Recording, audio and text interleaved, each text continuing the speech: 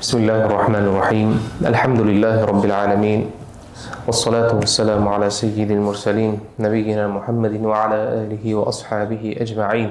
Alloh taologa cheksiz hamd va sanolar bo'lsin. Alloh bizlarni o'zining baytiga, o'zining ibodatiga muvaffaq qildi. Mana shu yerda jamladi va o'zini kalomini o'rganishga, o'zini dinini o'rganishga Alloh bizlarga tavfiq ato etdi. Alloh taolodan so'raymizki, bu o'tkazadigan majlisimiz Alloh o'zi rozi bo'ladigan va Allohning huzurida zikr qilinadigan majlislardan bo'lishni nasib etsin.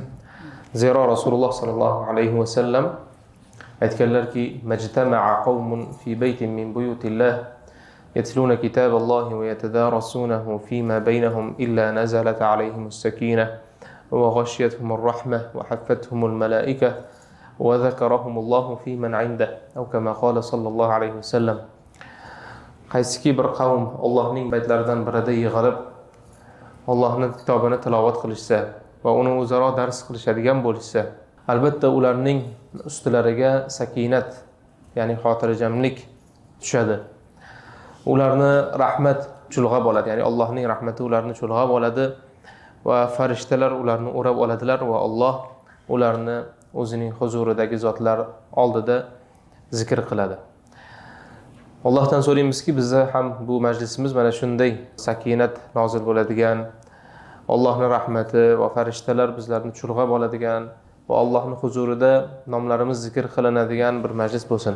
Bugungi suhbatimiz Rasululloh sallallohu alayhi va sallam bir hadislari atrofida bo'ladi. Bu hadisda Rasululloh sallallohu alayhi va sallam marhamat qiladilar.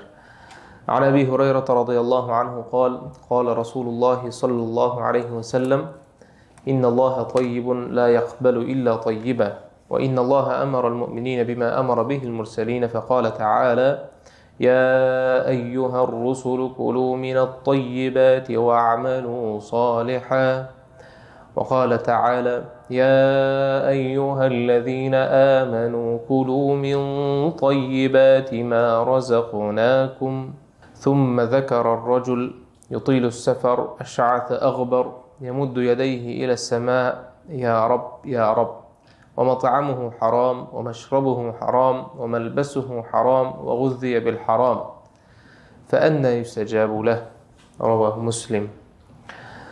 Abu Hurayra radhiyallohu anhu dan rivoyat qilinishicha u kishi aytdilar, Rasululloh sallallohu alayhi va sallam shunday deganlar: albatta Alloh pokdir hamda faqat pok narsani, pok amalni qabul qiladi. Va albatta Alloh taolo payg'ambarlarga buyurgan narsasini mo'minlarga ham buyurdi. Chunki Alloh taolo o'z kalomida shunday degan: Ya ayyuhar rusulu kulu minat tayyibati wa'malu solihan. Ey payg'ambarlar, pokiza narsalardan yeylar va solih amal qilinglar degan Alloh. Va Alloh taolo yana aytganki: Ya ayyuhallazina amanu kulu min tayyibati ma razaqnakum. Ey iymon keltirgan zotlar, biz sizlarga rizq qilib bergan narsalardan pokizalarini yeylar dedi Alloh taolo. Keyin esa u zot, ya'ni sallallohu alayhi va sallam bir kishini zikr qildilar. U kishi uzoq safar qilgan, sochlari to'zigan va yuzlari kulrang bo'lib ketgan bo'lib, uni taomi harom, ichimligi harom, kiyimi harom bo'lgan holida hamda haromdan oziqlangan holida qo'llarini osmonga cho'zib ey Robbim deganini zikr qildilar va axir qayerdan ham unga ijobat qilinsin, qayerdan ham uni duosi qabul bo'lsin dedilar. Bu hadisda Rasululloh sallallohu alayhi va sallam mo'min insonlarni, Allohga iymon keltirganlarni payg'ambarlar bilan darajalari yaqin ekaniga ishora qilmoqdalar. Alloh payg'ambarlariga nima buyurgan bo'lsa, mo'minlarga ham shuni buyurdi deyaptilar. Qarang, payg'ambarlarga buyurilgan buyruq bizga ham buyurilgan ekan. U qanday buyruq desa, Alloh aytganki, ey payg'ambarlar, pokiza narsalar yeylar degan va solih amal qilinglar degan. Mo'minlarga nima dedi? Ey iymon keltirgan zotlar, biz sizlarga rizq qilib bergan narsalarni pokizasini yeylar dedi. Demak, bu mo'minlarning darajasini ulug'lash hisoblanadi. Demak, payg'ambarlarga buyurilgan buyruq mo'minlarga ham to'g'ridan to'g'ri kelyapti. Vaholanki payg'ambarlarga buyurilgan buyruq doim ham boshqa mo'minlarga birdek amal qilinmaydi, joriy qilinmaydi. Masalan, Rasululloh sallallohu alayhi vasallam tahajjud namozi o'qishlari u zot uchun farz bo'lgan. Alloh taolo to'g'ridan to'g'ri buyurgan. Ey o'ralib olgan zot, tunni bedor o'tkazing degan. Lekin biz mo'minlarga tahajjud namozini o'qish bu nafil amal. Qilsak katta savobga erishamiz, lekin o'qimasak gunohkor bo'lib qolmaymiz.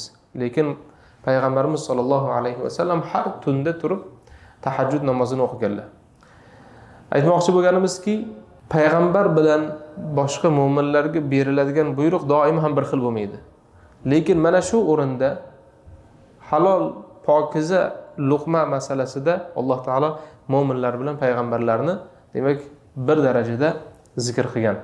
Keyin Rasululloh sallallohu alayhi vasallam uzoq safar qilib ibodatga qattiq berilib ketganidan sochlari to'zib ketgan bir insonni zikr qildilar. Uning yuzlari safar qilaverganidan yuzlari bir kulrang bo'lib ketgan kishini zikr qildilar va uni yegan taomi harom dedilar. Uni ichgan ichimligi harom dedilar. Va kiygan kiyimi haromdan dedilar. Va u haromdan ozuqalangan inson dedilar. Lekin mana shu inson duo qilganda Rasululloh sollallohu alayhi vasallam aytdilarki, u qayerdan ham unga ijobat qilinsin dedilar. Bu nima degani? Bu nima degani? Inson odatda musofir insonning duosi qabul bo'lishi yaqinroq bo'ladi. Chunki u muqim insondan farqli o'laroq Allohga yaqinroq bo'ladi. Safarga chiqqanda inson Allohga muhtojligini ko'proq sezadi va Alloh taologa nisbatan qalbi hokisonroq bo'ladi. Muqim o'zini uyida, o'zini yaqinlari bilan hamma sharoitlari bor bo'lgan insondan ko'ra musofirda yurgan, hech kimni tanimaydigan bir inson, sochlari to'zib ketgan bir inson Allohga yaqinroq bo'ladi. Lekin uni duosini to'silishini sababi bu yeb ichari va kiyari va uni ozuqasi haromdan bo'lganligi bo'lyapti. Shu uchun birodarlar, bu hadisga biz e'tibor berishimiz kerak. Bu hadisda kelgan masalalar bu bugungi kunimizda ham juda dolzarb. Hammamiz, har bir mo'min musulmon, bu Amerikada yurgan bo'lsak ham biz halol luqma masalasiga e'tibor berishimiz kerak. Duo qilamiz, Allohdan o'zimizni qalbimizdagi bir istaklarimiz, tilaklarimiz bor. Allohdan so'raymiz va mana shu tilaklarimiz, duolarimiz qabul bo'lmasligini sabablaridan bittasi bu harom masalasi ekan. Demak, bugun mana shu haqida biroz batafsilroq gaplashamiz. Odamlarning tushunchalari haqida bir so'zlashsak, sizlar menga bu masalada yordam berasizlar inshaalloh. Odamlarda bir tushuncha bor. Agar deyshadi, cho'chqa bo'lmasa, u halol deyshadi. Tovuq go'shti, qo'y go'shti, mol go'shti bo'lsa bo'ldi, demak u halol deyshadi. Yoki bo'lmasa har qanday harom taomga ham bismillah deb yeydigan bo'lsa halol bo'lib qoladi deyshadi. Mana shunday tushunchadagi insonlar bor. Lekin bir taom, ya'ni go'sht halol bo'lishi uchun, xoh u qo'y go'shti bo'lsin, mol go'shti bo'lsin, echki go'shti bo'lsin yoki tovuq go'shti bo'lsin, bir qancha shartlari bor. Uni so'yuvchi inson yoki musulmon bo'lishi kerak, yoki bo'lmasa ahli kitob bo'lishi kerak. Yahudi yoki nasroniy bo'lishi kerak. Va bismillah deb Allohning nomi zikr qilinib so'yish kerak. Va yana o'sha so'ygan vaqtida jon tomirlarini kesish kerak. O'tkir narsa bilan, pichoq bilan yoki boshqa uskuna bilan kesish kerak. Va uni qonini to'liq chiqarib yuborish kerak. Mana shunda bu go'sht halol bo'ladi. Lekin mana shu shartlardan birortasi agar topilmaydigan bo'lsa, bu go'sht halol bo'lmaydi. Garchi musulmon inson so'ysa ham, lekin u so'yishi boshqa joydan, tomoqdan emas, masalan deylik, bir qo'lini kesib bersa yoki bo'lmasa bir oyog'ini bir joyini kesib bersa, u mo'min uchun halol bo'lmaydi. Birinchi u tomoqdan ketish kerak. Tomoqdan mana shu jon tomirlari, kekirdeklari uzilib, qoni to'liq chiqishi kerak. Demak, mo'min inson ham agar noto'g'ri so'yadigan bo'lsa, u so'ygan jonivori musulmon kishi uchun halol bo'lmaydi. Bitta Amerikada eng ko'p tarqalgan so'yish uslublaridan bittasi bu mana bu joydan so'yish hisoblanadi. Ko'kragidan. Qo'y bo'lsin, mol bo'lsin, tomoqdan so'ymaydi-da, balki ko'kragidan pichoq tortadi pastga qaratib. Va shu yerdan qonni chiqazadi. Qanchadir miqdor qon chiqadi. Keyin u joni uzilib bo'lgandan keyin uni maydalab sotadi.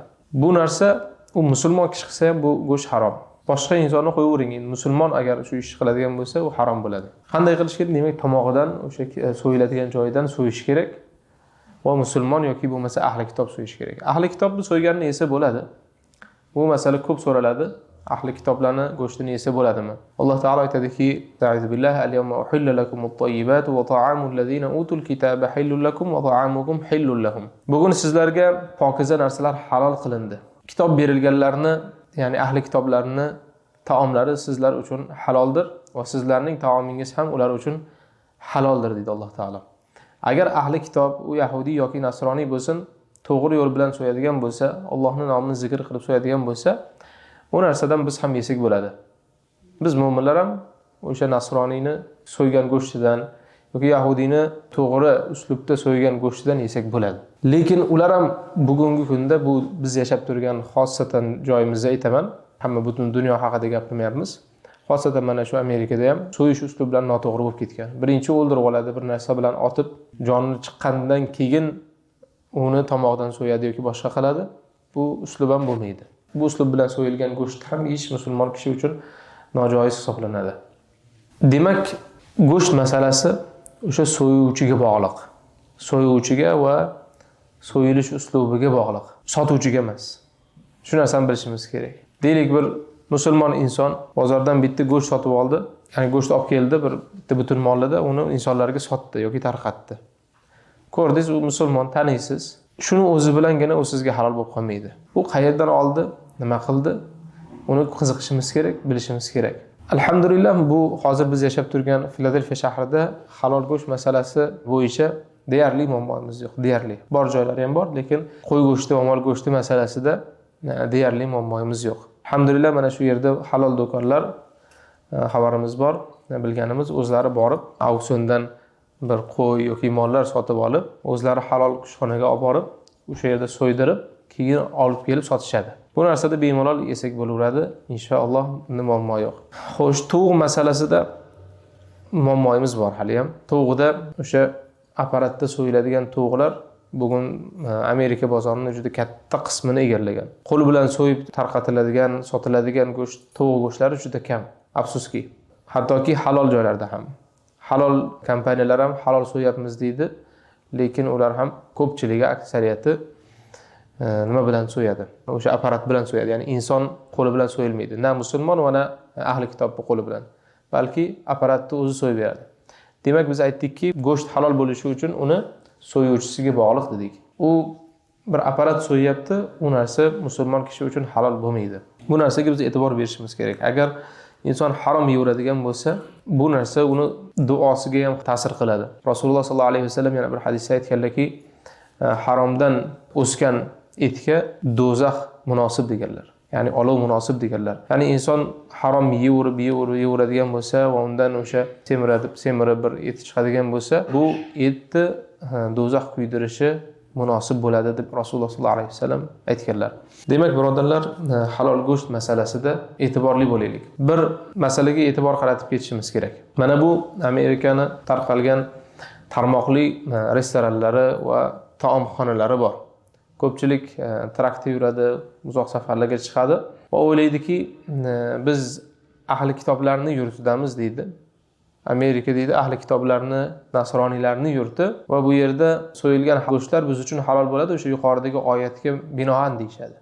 Vaholanki aytdikki, Amerikada eng ko'p tarqalgan uslublari bu o'sha noto'g'ri uslublar tarqalgan so'yish masalasida. Shu uchun deylik McDonald'sga kirib, Wendy's bor masalan, yoki shunga o'xshash joylarga kirib turib, musulmon kishi go'shtli taom yeyishi bu uchun harom bo'ladi.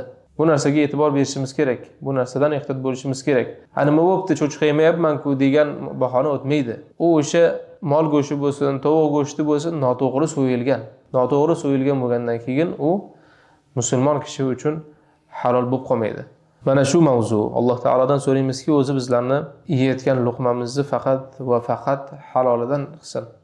Harom yeyishdan, haromdan ozuqalanishdan, har qanday turidan Alloh o'zi bizlarni asrasin.